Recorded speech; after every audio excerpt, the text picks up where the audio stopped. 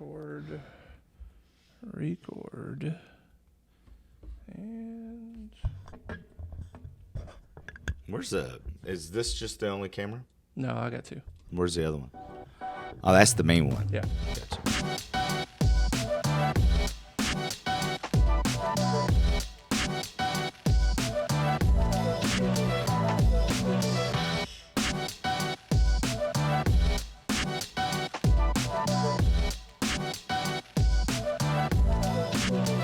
Welcome, Loopers for Life. Game number 22 on the tee here in the Tal Grace Marketing and Media Studio with my man, Cousin T Rock from the block. 22. That's quite a few, man. That is quite a few. I mean, if you really look at it, we are on the fourth hole of the second round. That's right. Fourth Is hole, that second right? round. Is that That's right? 19, 20, 21, 22. Oh, Yeah. In golf, you always got to use your fingers. I mean, I like how the Club Pro Golf or Golf Pro guy, he always has the bead counter. We need one of those in here. So, hey, welcome and appreciate everybody logging in, whether it's with Facebook Live here on our Loopers for Life page, ultimately on our YouTube channel when we upload it, all of our podcast syndicates that we have out there. Yep. And let's talk a little golf today, T. What's going on, man? Let's go. So did you see that NBC Sports, when they telecast golf, they're going to add live odds during the telecast? Vegas. Right, Vegas. But that goes back to our whole our fantasy segment and everything else. It's crazy that NBC would think, all right, what's a good idea? Because they're going to show, because you kind of see the percentage of winning. I forget what sports they do that. Oh, the probability odds. The probability odds. Probabilities. So they're going to be doing that, something similar in golf, but actual odds of them winning the golf tournament. I just think it's cool. Well, I mean, and it's like when you look at the fantasy on DraftKings and you can play anything. And I mean, and they have basically brought the sport book from Vegas to the online system and to your phone. I mean, to your app. Yep. And so you're playing proxy bets all the way through if you want. I've never really been out to Vegas, number one. You've never been to Vegas? I've never been to Vegas. I've never been. I went to Nash Vegas for the first time in my life, which is this past weekend. And hey, I lived there. I love that place. Nashville, it's an incredible place. I mean, how big has that city gotten? Oh, it's nuts. And I only know it from afar when I'm driving through on spring break going to the LA Riviera with the family, and just seeing that build over the last. The Titans and the Predators have changed that city. Well, and if anybody thinks, and I know we're bouncing around real quick because we're supposed to be talking golf, but to your point, if anybody ever doesn't think that basketball, the NBA basketball wouldn't work in Louisville, just say, totally agree. Just say, so you thought ice hockey would work in Tennessee? Right. I mean, ice hockey was going to be the sport in Nashville. Are you kidding me? It's huge. Right. It's I mean, huge. and they have, they have more games than the NBA, and so it's that huge. downtown environment is thriving all the time. Let alone it's on Broadway, which is, what I guess they've called it Whiskey Row for many years and many moons, and all the great honky tonk players and now, when you performers like Harry Styles too. So. When you were in Nashville, was everything open? Were all the bars open? Were they hopping? Was it non-masked? It was wide open? Yeah, I mean, the pandemic's over if you've definitely gotten I'm vaccinated. just curious. And I will be on here to say everybody needs to get vaccinated regardless of your stance. Let's go do it. Kyrie Irving, you better get vaccinated if you want to get played. Speaking of basketball and the NBA, but never been to Vegas and seeing what Vegas has done with all the bookings and all the and when I say bookings, I'm talking about the professional cash game, sure, and all these proxy bets, and I can only imagine how hard that is to keep up with golf. Oh, it's crazy. I mean, how do they do that? I mean, obviously they have to have somebody at the facility. They do, and then the other side of this. So 2 weeks ago, a lot of my DraftKings people, they were playing the Ryder Cup. And how do you play the Ryder Cup? Right. And you're betting on certain guys that do better on the USA and certain guys that do worse. I mean, it's interesting how it gets into it, but you can bet anything, obviously. So right. And I mean, I guess you're betting on who gets up and down. I mean, they have those type of bets on fantasy, just on DraftKings alone. Man. Sure they do. They have how many times Bryson DeChambeau will hit his driver. I mean, you can bet anything. And that's only going to be upped now that you can watch that on TV too. Mm-hmm. So with the probabilities, and then NBC doing this. I mean, I think that's interesting because right now is a good time for all sports. You have all the major sports all coming together. I mean, you got football, basketball, golf has always been one that has kind of ended their season, but now on the PGA Tour, it's a 365 year. It's almost a year and a half on the calendar, however they do it, because now you have the first 3 events that cannot wait to talk about today, Teague, because they're in Vegas. Right. And they're at a really interesting golf course that has a lot of history in the game, and we're going to talk about that for sure. But, the point is that these things are coming, and you can't stop it. Nope. I mean, and how does Vegas rule not just all these little proxy bets, but all the cash bets?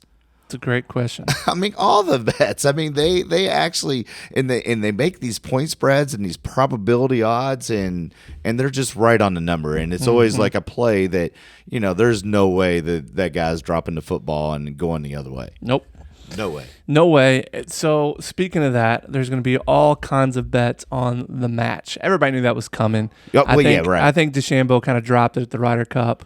What's your thought on the Koepka DeChambeau? Well, match? as I was speaking about, I mean, with all these sports coming together and now the season starting, now it's back in the day, that was when golf was ended and it was fun. The skins game, all these things. They don't do the skins game anymore. anymore. Wonderful world of golf, where you would have just golf would be on TV, but it was in the fashion of something else, not just a stroke play tournament. Right. And it was always good TV. And in the skins game, it went away in the mid 90s, I believe. It did. And it was a shame because that was a lot of fun. I mean, there was a lot of people that watched it, but as the tour has become more global and more worldwide and more 365, these events have gone out. Now, along came COVID, and what came back? The match.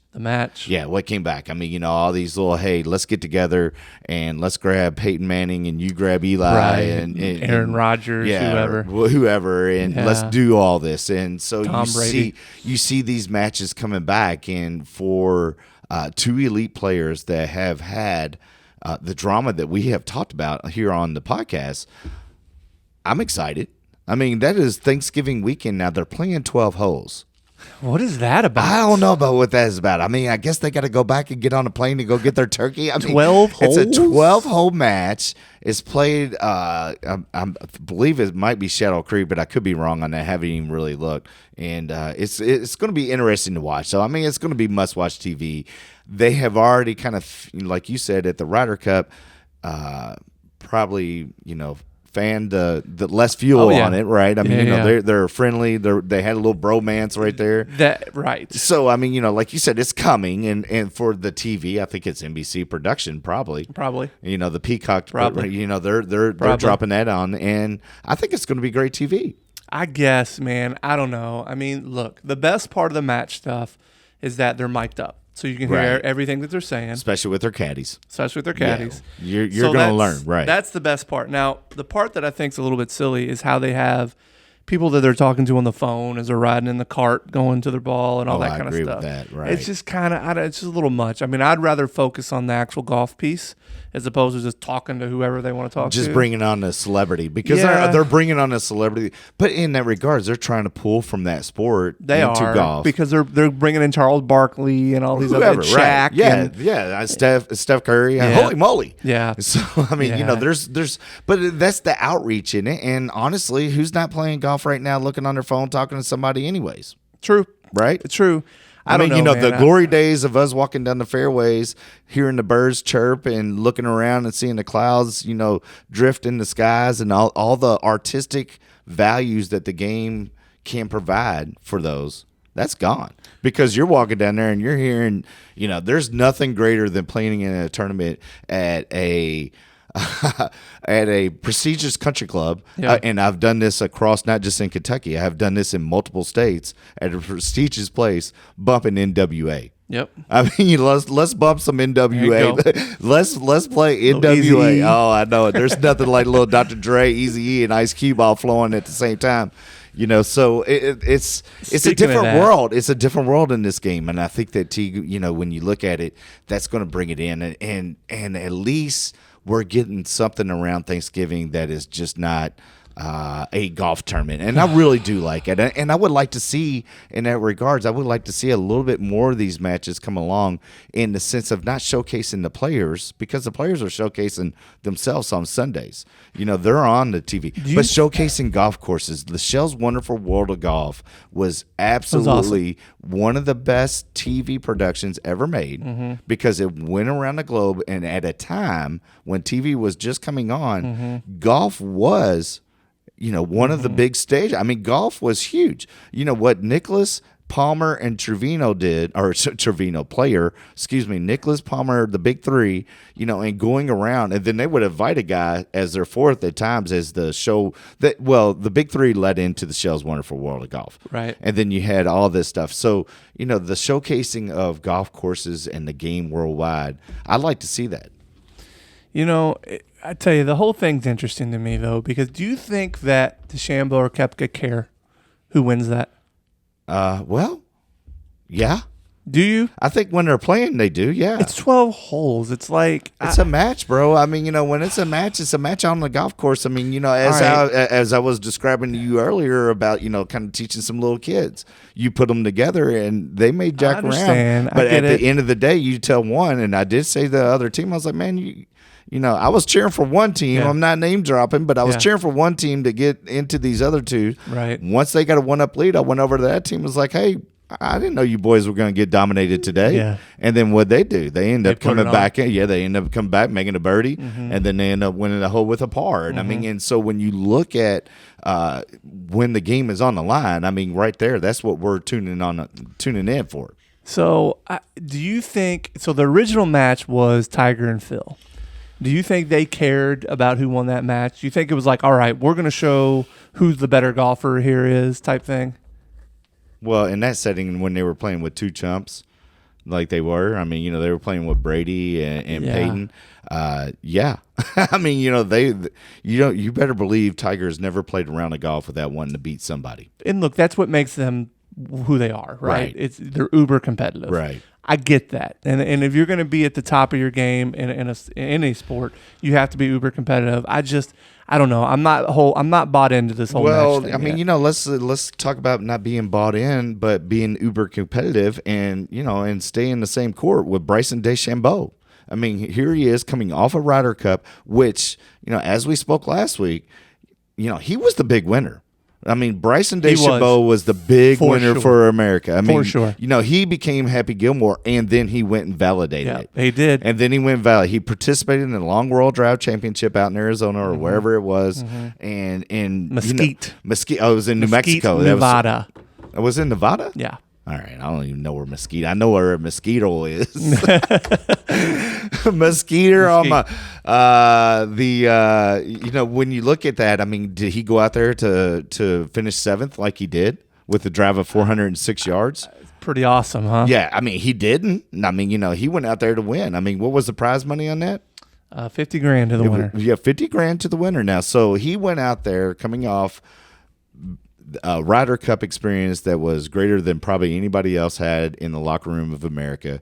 And, and he got his mojo back. He got the bro hug with Brooks. He did all this. But, he went out and, sold the game of golf, showed that these guys can, the future of the tour is going to be hitting the ball far. Yeah, I thought that was awesome. The fact that he shined a light on what these long drive guys are doing. I had a buddy that did quite a bit of that. Oh, yeah, Chris. Yeah, yes. And it was really good. And honestly, I still feel like Duke could hit it with any of them. But 422 yards with Kyle Berkshire. I'm telling you, man, Chris. I've seen that long drive. Chris can swing. He's got. I asked him the other day. He said he's going to have to stop eating cheeseburgers if he's going to compete. But being around that a little bit, so I know what those guys do. I knew Jason Zuback a little bit, and he was kind of one of the best that's ever done it. And these guys train every day. So Jason Zuback would hit 300 drivers a day. I can believe That's all he did. Right. 300 drivers a day. Just drives. And lift weights. Right. And flexibility. And these dudes, I mean, that's what they do. They live for this. They train for it. And for $50,000 is the prize. Yeah. It's crazy. So that was at the Tour Championship, too. So that was the Tour Championship prize. Right. So what DeChambeau They're going did, and doing this for $10,000. But there's going to be so much more money in it now because DeChambeau shined a light on it. Wow. And the fact that he participated, I thought was awesome. I think he was cool to everybody that was there. I think it was really cool he went and did that. He wasn't there for the prize money. I think he was there to show everybody, hey, I can hit it with anybody, which he did. Right. He proved that. Right. I can hit it as far as anybody in the world. Yeah. And honestly, some of the days worked to his advantage because it was really windy, and he's probably the most accurate out of any of those guys. So he was kind of peppering the grid where a lot of these guys wouldn't even get one ball in out of 6. He's hitting them all in. And he's in that 370 range. Every once in a while, he'd roll one out there, 385. This guy is a U.S. Open champion, a U.S. amateur champion. Right. He is an NCAA champion. Yeah. You look at what his pedigree is, and he was the guy with the Hogan cap and playing the same length irons. The weird-looking swing, all putting. Upright golf. Golfing machine robot that he has become is electric. Yeah. I mean, he is electric. I agree. And and he's going to move the needle even more. And you want to talk about moving the needle as we move the needle back to Las Vegas and at the Shriners Open. This is, as I said, hey, this is a historic course. Why is it so historic? Well, 25 years ago, guess who won his first tournament? Ooh, all right. So if it's going to be historic, it's going to be a big name. Was it Jack? Tiger? 25 years ago. Oh, Tiger. Come on. Yeah, Tiger Woods. First 25 professional win Yeah. of 82 wins was at this golf course, TPC Summerlin. How old was he?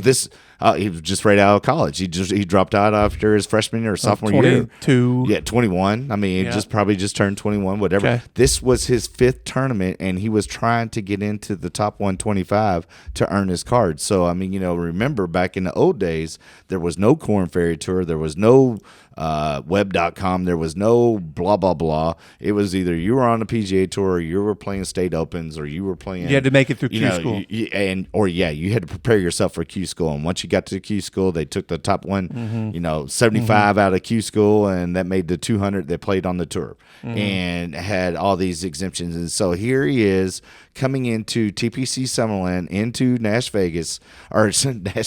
into Las Vegas. Right. And as he came into it, needed to make serious money to get the dub, right, or to get his card, to get to the 125 and get the exempt plays status. his way into a playoff. All right. Oh, against who? So 25 years ago. Name the guy. He was one of the world's best, one of my favorites. Well, I think about guys he had. He was a long driver. Speaking of long driver, this guy was the long driver on the PGA Tour back in the day. Ernie Els? No, he's American. But you're close. He's got a nice smooth swing, just like Ernie did. I got nothing. Yeah, he used to rock polo. I got nothing. His dad was a pro. One of the greatest teaching pros in the history of the game. Davis Love III is who I am naming. My dude. Davis I love Davis. He was my favorite player. North Carolina. I mean, come on. Was he really? You got to drop your favorite player. I would have named all my favorite players. So, by far my favorite player. So, I had a family member who was the superintendent at Sea Island, Georgia, where he grew up. Right. The course that where Davis, Davis Love's further was the member. Yeah, I mean, he was the head professional teaching professional. We would go to Sea Island a lot, and I don't even think I ever met him, but we were around him quite a bit in kind of the same area. So I always used to love Davis Love. Oh, that's interesting. So he beat Davis Love in a playoff. So you know what? Talk about the prize money then. Tiger Woods won a check, and it was the big check. It still hangs in his office. You could see it when that latest match that was going on that he didn't play, but he came in and commentated. I can't remember which one that was. It was back during the pandemic and all that. But it was $297,000. Mm-hmm. That was his winner's purse. What are they going to win this week? Oh God! And now it's the Tiger Woods effect. I mean, there's bringing money and dollars into the game. Huge. Yeah, and just think about this. I mean, the Shriners has been around for the Shriners Children's, Open has been around forever. He wins that immediately. Interesting. He'd already been paid $60 million just so as he turned, right out of Stanford. So he was going to be fine if he had to go do the tour school. Yep. Right. I mean, he was going to be fine. He has $60 million in 1996. Sure. Or it was 96. So when he did that, this tournament also got him into the Masters. Ah. And guess what? It was his first appearance at a Masters, and did he win? I don't know. Yes, he did. Okay. Yes, that was the historic win. I mean, that was his first where he shot the 40 on the front nine. And Yeah, he shoots the 40 on the front nine, and then he just turns it on. Now I can see it. Yeah, and so the course looked different then. I don't know why. Well, I mean, it's just with this, it was a 90-hole tournament. It was I think it was actually later in the year as they played it, so it was like later on the calendar. But we didn't have all this wraparound tour schedule that we have, and he that win was a big win for him and the story of Tiger Woods. I mean, winning in the playoff, he ended up having to go one more hole, beat Davis Love in the playoff. Love missed an 8-foot par putt that he missed probably a lot of in major championships that cost him, other than his one at the PGA championship that he won. So the tide was set right there. I mean, it started rolling in, and I mean, and Tiger qualified. Took that as his first win on the PGA Tour. Got 82 of them before the incident. He was, unfortunately, I mean, I think that he was on his way back, and he may never play again.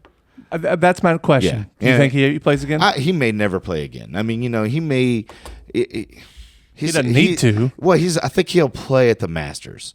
I mean, obviously, right? I mean, you can play at the Masters. Do you think he goes out and plays if he can't compete? I think he will play at the Masters, and I think that he would do that. I would think he's going to do that annually, and I do think that there's going to be a couple of them if he can play and then he can do that and he can walk up and down those hills. He'll probably make some noise there. I could see him if everything's perfect. Being the Freddie Couples of the next 10 years. That'd be interesting. And being in contention and being there, and you never know in the game, just as we were talking earlier. So absolutely. I think it's going to be interesting to see how that comes out, which we should hear a lot more over the next few months, just because it's going to be a year since that's happened. And he has definitely kept a low profile, and the tweets that he sent to the Ryder Cup team. Yep. I mean, I think that's just awesome. I know that he's been seen out with his son at the U.S. Kids events. That's cool. But I mean, he's still all propped up and getting wheeled around, and I think that hopefully he can, because all these kids were seeing it. He won the Tour Championship. They saw that grind back. They may not They may not have seen him when he was shanking it around the greens, and I wish they did. Mm-hmm. And if you remember, his first 3 months back was not fun to watch. Rough. It was not good, and it was really bad around the greens. Yeah. And then as he took that season and he came back the next year, that was really good around the greens. Yeah. And then that ultimately led him to that Tour Championship, to where, he was kind of in contention. He was in contention at the British Open at Carnoustie that Molinari won. Yep. And really was kind of surprised that he let that one go, because that was the back nine. But at the same time, he got a mulligan because that was the first time he's been in a major contention for the back nine in many moons. So you saw that, and it was all building up to what happened at the Tour Championship, and everybody got the frenzy after the Masters. And he had a good year too. Yeah, he did. Yeah, he had a good year, and then bam, pandemic. Yeah. There goes golf. Car wreck with the Genesis. It's supposed to be able to drive itself. What are the details around the car wreck? He was doing 90 going around some hilly road. You gotta. Was he on something? No, it was early in the morning. I mean, and so it was just he was good. So, I mean, and that was good. I mean, when you look at that picture, I mean, it was horrific. How he walked away from that. Yeah, horrific. I mean, yeah, and he somewhat walked. I mean, he's got all of his limbs and all. Yeah. I mean, it was just broken, and, a lot of recovery going on, and it's got to be twice the amount of pain with all the back problems that he's had. So, hopefully he's doing well, and we do get to see him. So, Tiger and I Woods. think that this at the Shriners Open, not only is it going to be exciting to watch because they have a lot of good field, but they have this one guy who came in and had to Monday qualify. He just got his PGA Tour card because he was on the Korn Ferry. And, he resides out of Louisville, Kentucky, one of the most historical states. Jared Wolf. Yeah, Kentucky golf is out doing it again. Jared Wolf shoots 60 in a Monday qualifier. Played at Brooks. Not Brooks. This is played at Boulder Creek. And what do you have, like 9 birdies in a row? Something crazy? I mean, it was deep. Yeah, it was deep. Played at Boulder Creek. This golf course is 7,400 yards, Teague. Yeah. He shot 60. They took 4 qualifiers. You know what the next 2 scores were? Well, it was pretty low, right? Yeah. So it's 60, 62, and 2 63s get in. Golly. He shoots bring it. 60. Right. I mean, hey, hopefully that is a sign for what's to come. Well, I think that, Jared has just, continuing to prove himself that this is now his first tour event, his second tour event coming off of being, eligible to play. And he played in the first 2 tour events of the season, and, not having to have full exemptions. You got to kind of pick and choose where you're going to play and how much time you're going to put in it. But, missing the cut in the first 2 events that he's ever played on the PGA Tour, and then coming in and just doing a Monday qualifier, saving an exemption for a later date, but taking advantage of where the location is, Monday qualifying. He said it was his second time of 200 tries that, he's Monday qualified. So he's tried to Monday qualify before. Right? Isn't that crazy? There were 12 guys that shot 64 that didn't get in the playoff. I mean, how would you like to be shooting 64, sign your scorecard, walk in and say, well, sorry, see you next week at your tour stop? So, I mean, second time this guy ever qualifies on a Monday qualifier, shoots 60, going into the field, let's roll. Yeah. Let's roll. Jared Wolf, I mean, remember we've spoken about before and how, his game would resonate to the PGA Tour. Because of his length. Because of his length, because of his demeanor, because of, I think because of all of his travels and what he's done to get himself he's seasoned. He is very seasoned, and this could be the week. I mean, there is a lot of great players in this field, but this could be the week that just starts something. Maybe it's 83 wins. Let's go, Jared. You're a little bit behind. I mean, Tiger's got 20 years or 12 years on you going in, but he needs a really, really, really good showing, I think, to get in the confidence to say, "Hey, I can do it on this tour." Well, I just think he got it. I mean, when you shoot 60 to Monday qualify in, I mean, I think you just got it. I hope so. But it now begins a new process. Who cares what you did yesterday? Yeah, you got to go Out forward. the window, right? Yeah, I mean, you got to go forward, and as he goes forward, he definitely needs to make a cut. And as he goes forward from the cut, play himself into the final game. Yep. I mean, it's kind of like how Tiger did it when he worked his way back into winning the Tour Championship and becoming a Masters champion. He put himself in a position on the final 9 holes of a golf tournament to hit quality shots. It's true. Yeah, and the great thing about that day at Carnoustie is he did hit quality shots, and that kind of led it. So it's exciting to see this place, TPC Summerlin, that is, in Vegas, has so much ties to the game. Yep. Obviously, what they do with the Shriners, I mean, Shriners Children's, I mean, those guys across the America, they pump it into children's hospitals and to the community. Pretty awesome stuff. They are awesome people and an awesome board and what they do. And I think that, you see this and the fundraising that comes off of it. It just leads to a lot of really good stuff that in a sinful city, right? Yeah.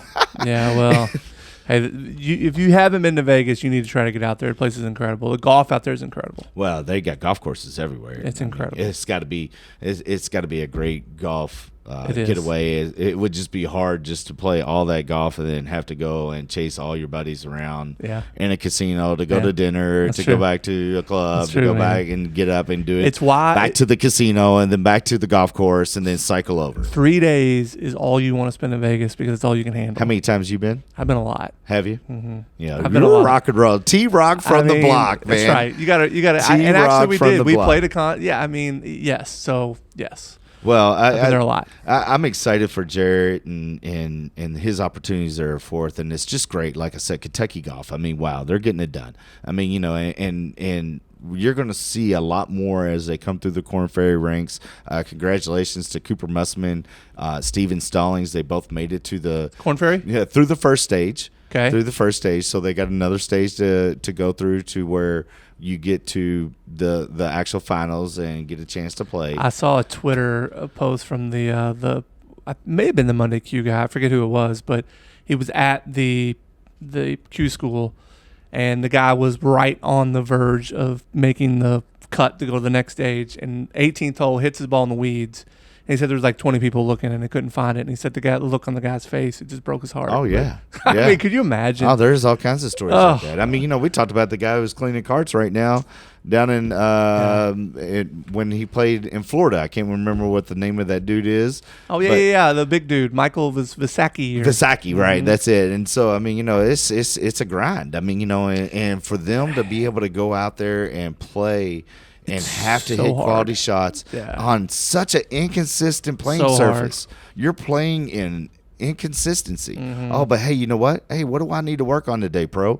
You know, I think I really need to work on being more consistent. Mm-hmm. Like, well, no, you can't be consistent when you're playing on an inconsistent playing surface. That's true. So I mean, it's their grind and their abilities to focus in on hitting shots. I mean, it's so hard. They had the best slogan in sports, you know, where everybody, you know, I had one when slogans were a thing back in cable TV, where they said these guys are good. Yeah. Period. These guys are good. And I tell you, man, and I've been wanting to get to this topic. So Visacki's a good example. The dude dominated the floor tours and then can't make a cut in the PGA Tour, even though he's had a few opportunities. Then we brought up Davis Love earlier. Davis Love's son, who's had more opportunities than anybody on the planet, right? Drew Love played at Alabama. Yeah, I think he won something over at Oxmoor not too long ago. He did win over at Oxmoor. He won that little put up all your money and go play for it. It was something. Yeah. But anyways, this dude can flat play. He's had every opportunity. His dad's Davis Love, for Christ's sake. Can't sniff it. Right. It's amazing how hard it is to get to that level. And all right, so here's the question. Obviously, everybody knows that.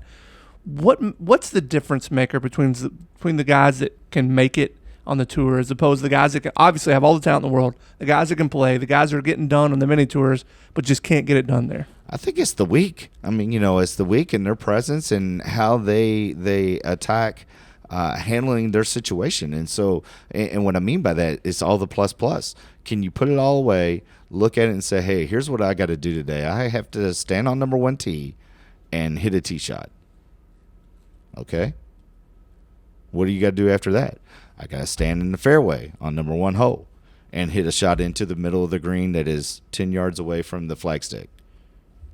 Okay. And I got a 2-putt.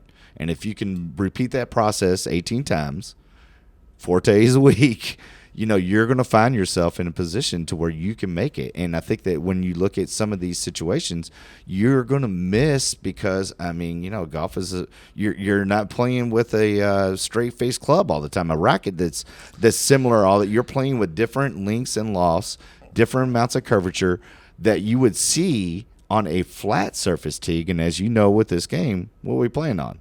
We're playing on the crow's nest, right? Yeah. So you're going to see these inconsistencies, and I think it is the mindset of, hey, you know, I got to do this. What's more interesting and kind of a follow-up question back to you on that is the guys that do make it out there and then lose their card. Mm-hmm. They lose their ability to play. Mm-hmm. They drop off the earth, and all of a sudden you see them, and they're playing in a state open. Mm-hmm. I mean, what happens to those guys? So I think it's very mental, and I think that's where the line is drawn here. So if you talk about basketball or football, typically if you're not in the NBA, it's because you're not quite as athletic as the guys that are in the NBA, or you can't shoot like a guy can in the NBA, or in football, maybe you're not quite as fast as a guy. That's why you're not at that level.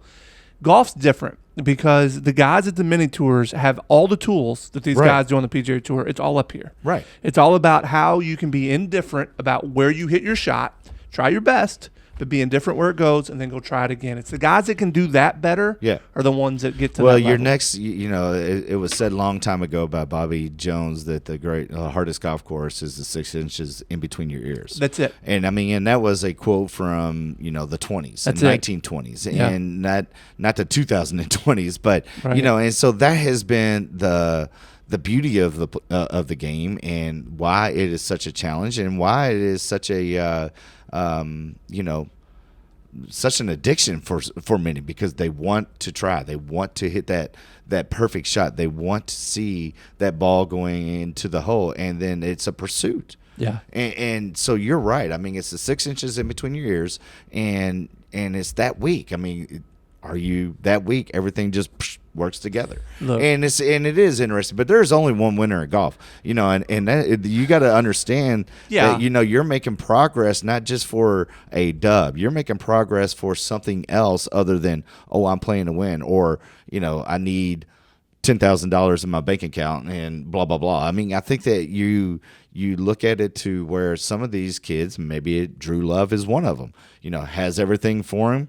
It doesn't matter whether he wins. Now, does he want to win for dad? Sure. Does he want to have that $10,000 check that he won at Oxmoor? Definitely going to help. I mean, but what did he do afterwards? Did he go to Stanford or did he go to Bowman Field? He did not go to Stanford and get on a Delta to go somewhere else. He did. He went to Bowman Field and got on Daddy's private. Well, he got on Daddy's private jet, and he flew out on his jet. So you don't have to do that. I'm going to debate you on this, because Fuzzy Zeller's best friend told me the reason he is so good is because he didn't need any of it. He didn't need the money. He didn't care. He was out there, and just because he had talent, he played golf, he had all the money in the world to begin with. He didn't need it. So that's what made it easier on him, because he wasn't grinding for that. Right. So I don't know. I think that can go both ways. But, he had that from his daddy wasn't a golfer. No, he married it. He married into it. So now you're looking at kids. I mean, how come Shaquille O'Neal's son isn't one of the best center? Or LeBron James. LeBron, yeah. I mean, and how many, there's not many Ken Griffey stories where you got Senior, who was an elite baseball player playing for the Big Red Machine, and then you had Ken Griffey Jr., who became one of the all-time greats. You're saying they grew up comfortable. Right. I mean, and so I'm just saying there's all kinds of factors of what makes it through, what doesn't. I mean, it could be a juiced-up wedge, just like you were talking about it, that Monday Q guy said, a juiced-up wedge where you're trying to hit it and all of a sudden it flies 5 yards too far, because not only did you hit it in the middle of the club face, the wind gust blew when it was up in the air. Right. You had no idea that was coming. You didn't know that was coming, and all of a sudden it's in the bushes. You can't find it. Oh, my gosh. And now you're panicking. Did you hit a bad shot? Right. No. Right. Shot. I mean, you hit a perfect shot. And so, your ability to handle that shot and go to the next one and be able to execute it. And when you look at the players that do make it to the PGA Tour, I mean, like that slogan said, these guys are good. Right. Yeah. And so then, and then when you look at the ones that get there, and Baker Finch comes to, wins a British Open, changes something in the swing, drops off the map. Yep. Can't play. He's got the yips with his driver, whatever. You got a guy like Jordan Spieth, wins 4 majors, goes looking for 5 yards. He was Bryson DeChambeau before Bryson was there. Obviously, he didn't do it the way Bryson did, which was just go ahead and get, all jacked up on creatine and everything that Bryson did. And he drops off the mat, finds his way back. I mean, and that's the great thing about the game. I mean, it's a game of a lifetime, right? And it's just how you handle those moments, and execution. You're executing a shot. Yep. And to be able to provide a smart execution of that shot is even more important, because I mean, it's one thing to hit it at the flagstick. As a looper, I'm going to tell you, hey, hit it to the middle of the green. The middle of the green never moves, and you can make par. Usually if you hit the middle of the green tee, guess how far your proximity is from the hole? 10 yards? Yeah, 30 feet. 30 feet? Yeah, I mean, so you're looking at, you're looking at 30-footer. Now, what's your proximity of making that? What's your probability? Excuse me. Your probability is probably pretty low. It's, right, and 20%. So, but you and I are playing, and guess what we're thinking? I'm making that. And so what happens at 33 feet, the average, talking about going back to Vegas stuff, from shot length, 33 feet on the PGA Tour, a Tour Pro, it flips to where they have 1% more chance of 3-putting than they do of making that putt. So let's just say that I think it's like 11% or something like that. Could be a little bit less. Could be 9%. I don't know what it is. It's 12% or 10%. Okay. They got 1 more percent chance of three putting than they do making it. Okay. So what are you supposed to do with that knowledge? To putt it. Right. And that's where you look at it, and it's the players that can do that. Yeah. Under the situation of being in the back nine thinking, oh, I got to make a birdie. Now, if you're Monday qualifying, and you got to be able to do that at sometimes, but you also at a Monday qualifier, you're probably trying to make that putt, and okay if it runs 3 feet by and you don't make it coming back. But if you do that too many times, you're not Monday qualified. Well, that's just it. That you have to make you have to have a day where you're making all those putts to Monday qualify. Right, and I think that that's the beauty of the game, and I mean and that's the reason why you see so many golfers that will work on their game and take the time to improve their skill and try to get better. And I fortunate to coach the game, and you can see how so many different personalities, playing in. And one of the things, I took my son out and we played a Muni, and I love municipal golf courses. Sure. I've been fortunate to play some of the best golf courses in America, but there is nothing better than a Muni. Yeah, I understand. I mean, my kids tell me all the time when I'm driving down 65 and we're going to LA Riviera, I see a golf course, I'm like, let's get into the middle of the road. I'm going to look over here. I'm going to watch this golf course go out my window and think about how I would play that one hole. Right. Oh, man, I can't believe they got a bunker right there. What are they thinking right there? Sure. So, and you just get paired up, and when you play a Muni, and like we did, and Andrew and I went and played 9 holes. Charlie Ventnor, which is a municipal here, one of the greatest TPC Marydale. I mean, J-Town National. They had the Ventnor, the big V, and so we get paired on the last 3 holes because we catch up to them, have to wait. There's a single, and it's a guy in jorts, big gold chain. Had a golf shirt on, he had jorts on, big gold chain, had 2 sets of phones going at the same time, and he was a trucker. Just, he's a trucker and, has a trucking company probably, who knows, and he was talking about how he's getting ready for the church scramble. There you go. I mean, how awesome was that? That is awesome. And I mean, and I love meeting, and we played 30 minutes together. And it was just great. Joey put that out on his Facebook group. I saw that. Do you like being paired up? And people had some varying answers there, but I thought that was interesting. I like how we both pointed to Joey, and he's not here. No. I mean, this guy's out looping. Is Joey ever going to be back? He said he's going to take advantage of the sun. I mean, this guy. I'm surprised he's not. I guess out there. When it's winter. Yeah, I mean, he'll definitely he'll be able to call in, but he's out looping right now. Good for him. Yeah, much respect for that. So yeah, I mean, and it's amazing how many people don't want to play with that guy. Who, Joey? No, not what? Probably because they don't know if he's playing left-handed. It's like, where do I park the cart with this dude? I mean, do I park it on the left side of the ball or the right side of the ball? I'm with you. That like are scared to have to get paired up. Yeah.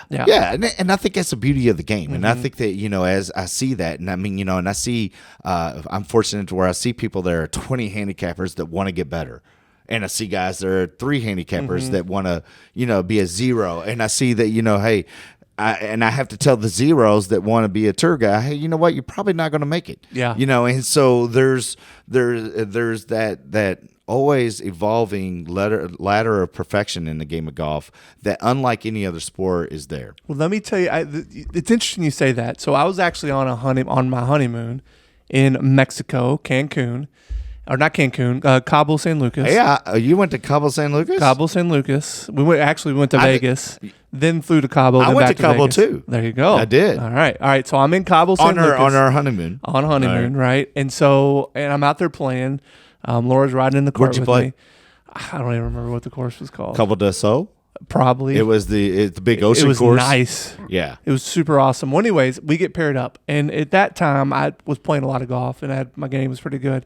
And I probably shot 67, 66, just kind of messing around. When they paired me up with a single, didn't talk to the guy much, just a little bit at the end, but he was really impressed with my game. And he came up later, and we got to know each other. To this day, he's still a client of my business. That's awesome. I got to know the guy. He owned a bottling company in California. They do custom champagne bottles. To this day, I do his marketing. That's awesome. Isn't that crazy? Yeah, I mean, that's just it. Being scared to be paired up with somebody, it could change the trajectory of everything you do. No doubt. And I mean, and that doesn't happen in any other sport. It doesn't. That's not happening at Seneca Park when you go up there and you pick up basketball. Yeah. Who plays pickup baseball? Nobody. I mean, and so golf is the game that everybody gravitates to. Yep. And the experiences of whether you're playing with somebody who owns their own champagne bottling company, or you're playing with a guy who's a trucker who is just looking to get better for the church league, or you're playing with a country club member who joined the country club because it was business related. There you go. And and he's the worst player and he wants to be the best. Right. And all of a sudden I was fortunate. This week, there was a guy who was fortunate enough to play well. He played in one of his first tournaments, and he made the shootout. And, what's the experience like in a shootout, Oh, Teague? it's crazy. It's totally different than just playing in the tournament alone. So you're pumped to play. You're pumped to play in the tournament, right? Sure. And so you're kind of excited and maybe a little nervous. I mean, he's a 22 handicapper, so he's not going to have fun at first, but then he settles in. And he probably plays, and he plays pretty well, and he's got a good partner or something. Yeah. But then you make the shootout. I love it, man. What's the difference in that pressure versus the pressure of playing in a tournament? Because everybody's watching. I mean, it's way way different. That is essentially as close as you can get to playing in tour, or in even as any professional kind of like athletic adventure for any adult, right? I mean, I would like to say my athletic adventures in the church league on Sunday nights on the basketball court can be shined in the same moment, but it's not. It's different. It's not. Man. It is. It's different because there's 80 people there, and they're all golfers, and there's good players, and there's bad players, and you're playing in front of everybody. Yeah. And and he finished third. Yeah. Now let me ask you this. Is this guy addicted to the game of golf for the rest of his life now? For sure. Right. Like, without a doubt. Without a doubt. I mean, now he's a 22 that will be a 15 that will go down to as low as he can get. Hey, and he may only want to be a 13 and have the 13 strokes and win every handicap event because he knows, there's two salt holes in handicapping.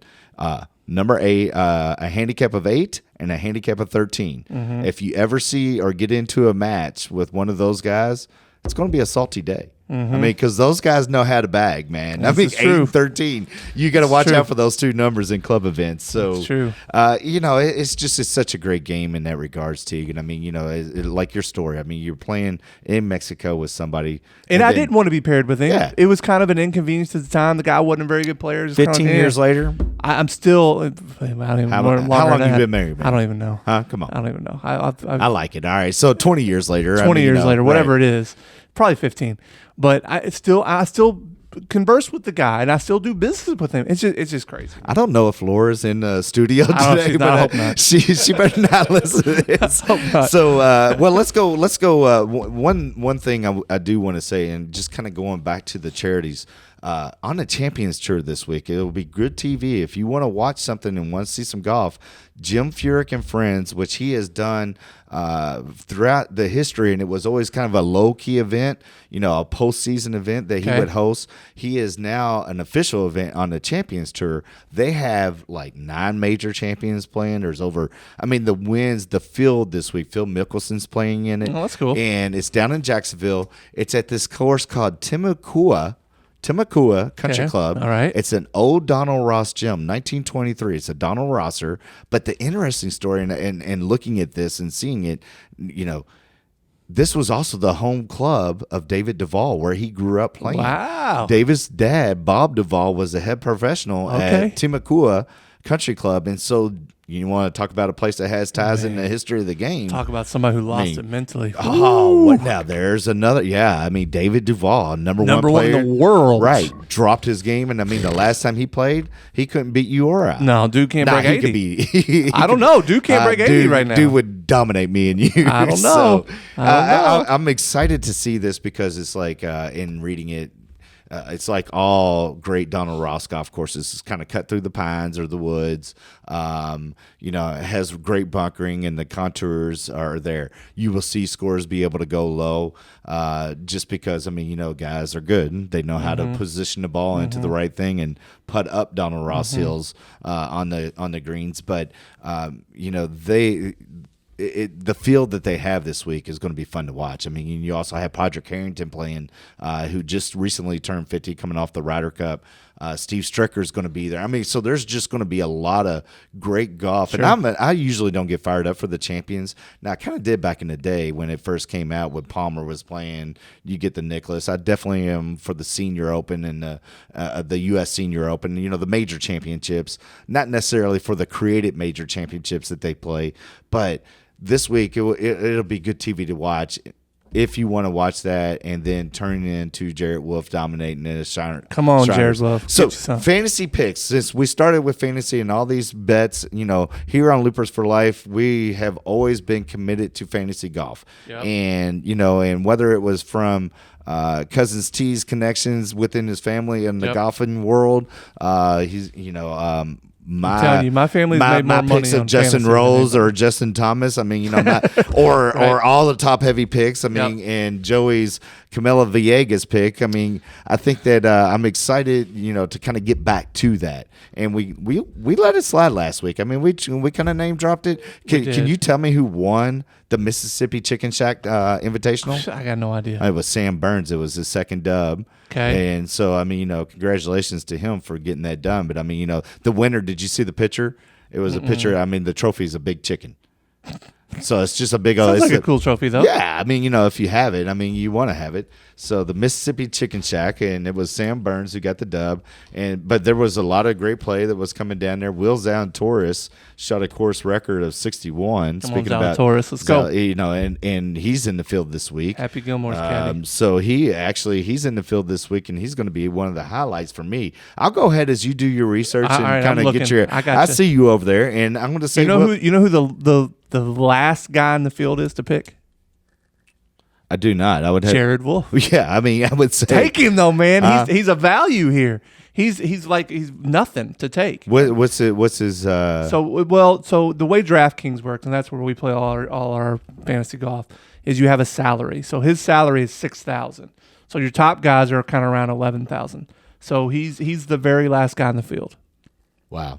Take him. That's a value, man. He's definitely going to be because he's gonna break out. He'll make a cut at some point. I think you ride out now. You know, it's going to be hard to ride out a 60 with another 60, but you're definitely going to validate that round on this golf course. This golf course is going to give up a lot of birdies. Yeah. This golf course is going to favor those who can hit it long. It's a TPC golf course.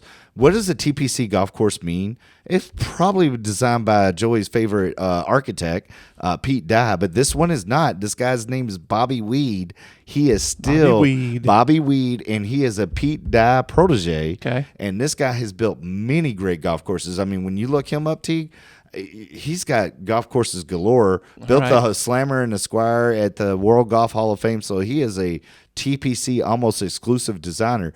But the interesting golf course is the Grove 23, which is Michael Jordan's club that was just built. He was the architect for that. Well, you know, dude's got to know what he's doing. I mean, you know, well, when you're a Pete Dye protege, you got to know what you're doing. And so, you know, length is going to be length is definitely going to be an advantage here. And you know, top heavy Josh definitely likes a guy like Will Zalatoris. Okay. I mean, coming in and playing. I mean, because he can pound the ball. He's been playing great. He was a T5 here last year.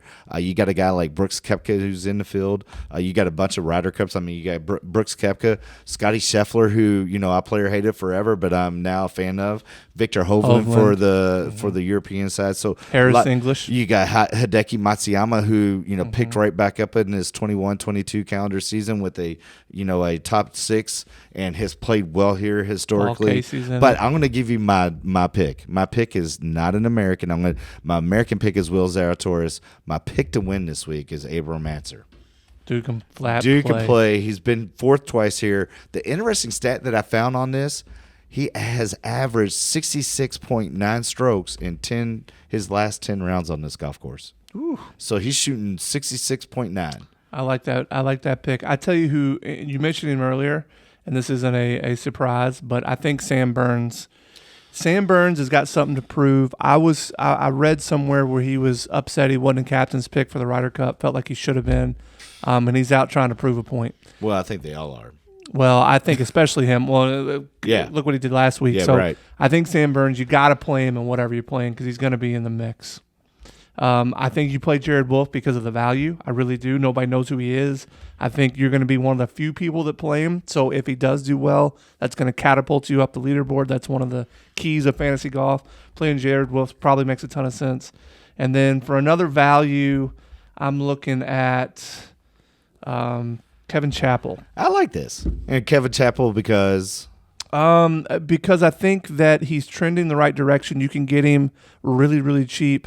I think he's a guy that's going to, let's see, from a cuts perspective, he's made 11 out of 13 cuts that he's played. He's got a pretty good chance of making the cut, and that's fantasy, getting that guy into the Saturday, Sunday deal. So, and desert golf is fun. So, I mean, I could just see all these guys having a blast out here. I mean, and whenever they play in the desert on the PGA Tour, you go low. Mm-hmm. And so you got to be able to not just make cuts. I mean, and I like to play at Kevin Chappell. I kind of like the idea of us talking about this, knowing that Joey's going to pick Camilo Villegas. Right. I'm going to pick one of the top 5 players in the world that's playing, and then you pick on just bring in the value. Some random dudes. You bring in the value cousin T. But seriously, and I've said this before. The way you do this is you follow these guys on Instagram, right? And you see who's actually practicing. You see who's out partying. When you see what you can know, when Dustin Johnson's going to play good because of what he's posting on Instagram. Right. I'm telling you, right. you can see what he's doing.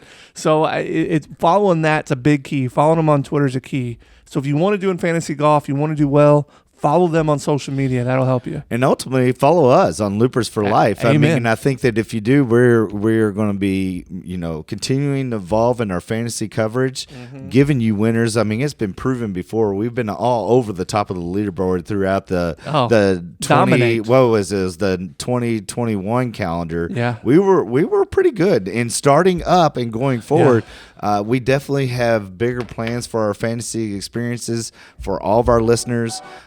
Check us out, Loopers for Life. We're on. You mentioned him earlier, real quick.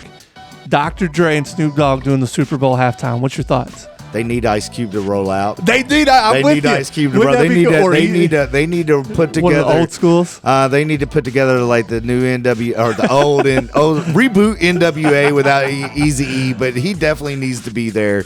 They need to get that drama done. Let's go. Hey, follow us on Facebook, Loopers for Life. Follow us on Twitter, Loopers for Life. Follow us on BuzzFeed, Loopers for Life. There you go. Follow us on Apple, Loopers for Life. Follow us. We will follow you back. Share us. Check back in for Game 23 next week. Peace.